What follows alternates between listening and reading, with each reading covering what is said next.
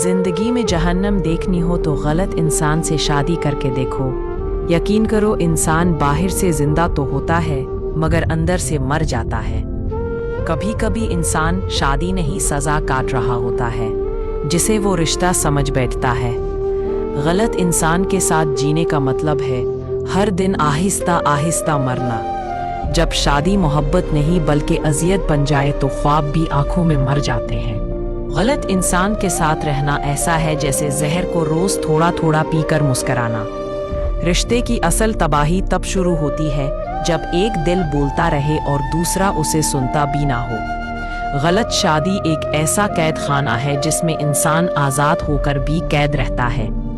गलत इंसान से जुड़ जाना ऐसा है जैसे अपने हाथों से दिल को जलती आग में डाल देना। जिस दिन एहसास हो जाए कि तुमने गलत शख्स चुन लिया है, उस दिन से खुशी तुम्हारी दुश्मन बन जाती है।